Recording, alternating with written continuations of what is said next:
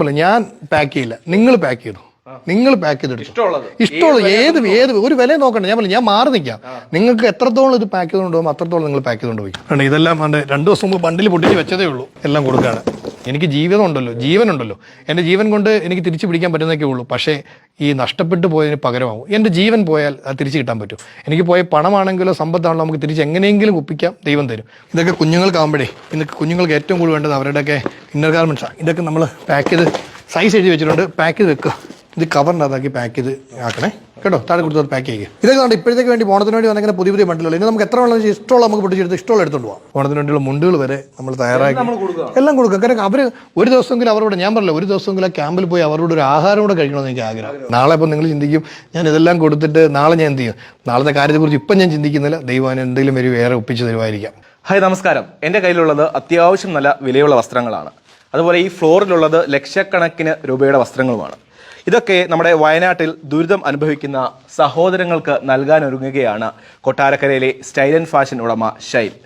അതായത് നിങ്ങളൊന്ന് ഓർക്കണം, കുത്തക ഓൺലൈൻ കമ്പനി മുതലാളിമാരുണ്ട്. നമുക്കൊരു ദുരിതം വന്നു കഴിഞ്ഞാൽ ഇവരൊന്നും നമ്മളെ തിരിഞ്ഞു നോക്കത്തില്ല. ഇതുപോലുള്ള വ്യാപാരികളാണ് ഇങ്ങനെയുള്ള അകമഴിഞ്ഞ് നമുക്ക് സഹായമൊക്കെ നൽകുന്നത്. നമുക്ക് ഷൈനോട് തന്നെ ചോദിച്ചറിയാം എന്താണ് ഇങ്ങനെ ചെയ്യാനുള്ള ഒരു കാരണം. രാവിലെ ഞാൻ ഉറക്കമുണർന്ന് ആദ്യം കാണുന്ന വാർത്ത, ഒരു ഗ്രാമം ഒന്നാകെ ഒലിച്ചു പോയിരിക്കുന്നു. എന്നെപ്പോലെ തന്നെ രാത്രിയിൽ ഉറങ്ങാൻ പോയ കുടുംബം നാളെ രാവിലെ എഴുന്നേൽക്കുമ്പോൾ അവർക്ക് വീടില്ല, കുടുംബമില്ല, ഉറ്റവരില്ല. സത്യത്തിൽ ഞാൻ വളരെ ഷോക്കായിപ്പോയി. എന്ത് ചെയ്യണം?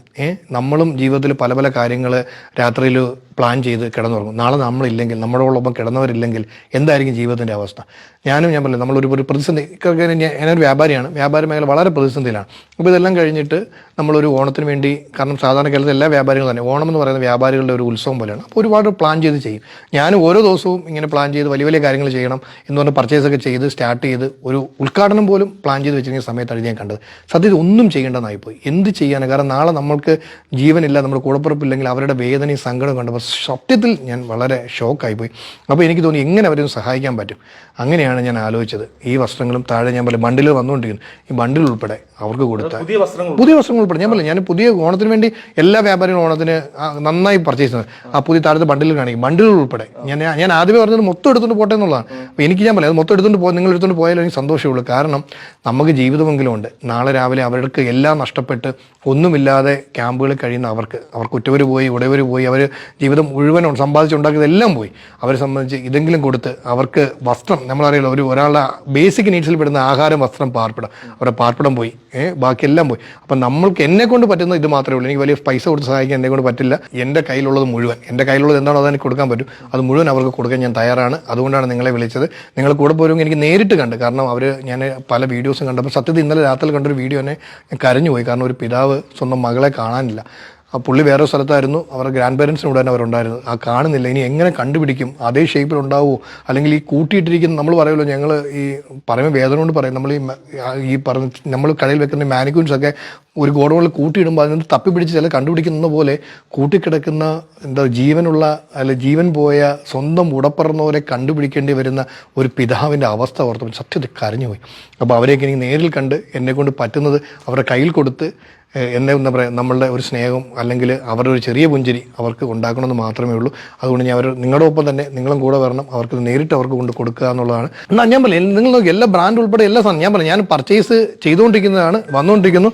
എൻ്റെ എന്ത് സാധനം ഉണ്ടായാലും നമുക്ക് ഒരുമിച്ച് പോയി കൊണ്ടുപോകാൻ തയ്യാറാണ്. എത്ര വണ്ടിയിലാണ് നമ്മൾ പാക്ക് ചെയ്ത് കൊണ്ട് കൊടുത്തിരിക്കും. അതെൻ്റെ ഒരു സ്നേഹം. വേറെ ഒന്നും കൊണ്ടല്ല. അവർക്ക് നഷ്ടപ്പെട്ടവർക്ക് തിരിച്ചു കൊടുക്കാൻ നമുക്ക് ഒന്നും പറ്റില്ല. അവർ ഉറ്റവരെ നമുക്ക് തിരിച്ചു കൊടുക്കാൻ പറ്റില്ല. അവർക്ക് തിരിച്ച് കൊണ്ടു ചെല്ലുമ്പം അവർക്ക് കിട്ടുന്ന അവരുടെ മനസ്സിലൊരു പുഞ്ചിരി. നമ്മൾ നാളെ ഇപ്പോൾ നിങ്ങൾ ചിന്തിക്കും ഞാൻ ഇതെല്ലാം കൊടുത്തിട്ട് നാളെ ഞാൻ എന്ത് ചെയ്യും. നാളത്തെ കാര്യത്തെക്കുറിച്ച് ഇപ്പം ഞാൻ ചിന്തിക്കുന്നില്ല. ദൈവം എന്തെങ്കിലും ഒരു വേറെ ഒപ്പിച്ച് തരുമായിരിക്കാം. പക്ഷേ ഇപ്പോൾ ഇതാണ് എൻ്റെ മനസ്സിൽ തോന്നുന്നത്. എന്താണ് നോക്കി, ഇതൊക്കെ നമ്മൾ വളരെ പ്രീമിയമായ ഓണത്തിന് വേണ്ടിയൊക്കെ പർച്ചേസ് വെച്ചിരിക്കുന്ന സാധനങ്ങളാണ്. താഴെ ഗോഡൗണിലുണ്ടല്ലോ കുഞ്ഞുങ്ങൾക്ക് വേണ്ടിയുള്ള മുണ്ടുകൾ വരെ നമ്മൾ ഓണത്തിനാണ് കൂടുതൽ മുണ്ടുകൾ അവർ ഉപയോഗിക്കുന്നത്. ഓണത്തിന് വേണ്ടിയുള്ള മുണ്ടുകൾ വരെ നമ്മൾ തയ്യാറാക്കി എല്ലാം കൊടുക്കുക. കാരണം അവർ ഒരു ദിവസമെങ്കിലും അവരോട്, ഞാൻ പറഞ്ഞില്ല, ഒരു ദിവസമെങ്കിലും ആ ക്യാമ്പിൽ പോയി അവരോട് ഒരു ആഹാരം കൂടെ കഴിക്കണമെന്ന് എനിക്ക് ആഗ്രഹം. സമയം പോലെ ഈ കുഞ്ഞുങ്ങളുടെ വസ്ത്രങ്ങളെല്ലാം ഞാൻ പറഞ്ഞില്ല, ഞാൻ പാക്ക് ചെയ്യില്ല, നിങ്ങൾ പാക്ക് ചെയ്തു. നിങ്ങൾ പാക്ക് ചെയ്തെടുത്തു ഇഷ്ടമുള്ളത് ഒരു വില നോക്കണ്ട. ഞാൻ മാറി നിൽക്കാം. നിങ്ങൾക്ക് എത്രത്തോളം ഇത് പാക്ക് ചെയ്തുകൊണ്ട് പോകുമ്പോൾ അത്രത്തോളം നിങ്ങൾ പാക്ക് ചെയ്തുകൊണ്ട് പോയിക്കോളൂ. അവർക്ക് കൊടുക്കുക. നമ്മളും കൂടെ വന്ന് അവരൊന്ന് കണ്ടാൽ മാത്രം മതി. കാരണം നമ്മൾ പറഞ്ഞല്ലോ, ഈ ഒരു കാലത്ത് സ്നേഹത്തിനപ്പുറത്തേക്ക് പകരം കൊടുക്കുക ഒന്നുമില്ല. അപ്പോൾ നമ്മൾ എന്നെ കൊണ്ട് പറ്റുന്നതിൻ്റെ ഒരു ലിമിറ്റ് എനിക്കിതേ ഉള്ളൂ. എൻ്റെ കയ്യിലുള്ളതല്ലേ നമുക്ക് ചെയ്യാൻ പറ്റൂ. ഞാനത് വളരെ സ്നേഹത്തോടെ, വേറെ ഒന്നിനും വേണ്ടിയല്ല, സ്നേഹത്തുകൊണ്ട് മാത്രമാണ് ഞാൻ ചെയ്യുന്നത്. ഞാൻ ഈ കുഞ്ഞുങ്ങൾക്ക് വസ്ത്രങ്ങൾ കൊടുക്കാന്ന് പറഞ്ഞു കഴിഞ്ഞാൽ ഒരമ്മമാർക്കും കുഞ്ഞുങ്ങൾക്ക് എത്ര വസ്ത്രങ്ങൾ വാങ്ങിയാലും മതിയാവില്ല. എൻ്റെ വീട്ടിലായാലും എൻ്റെ മോൾക്കാണെങ്കിലും ഒരു വലിയ 2 ഷെൽഫ് നിറച്ച് വസ്ത്രങ്ങളുണ്ട്.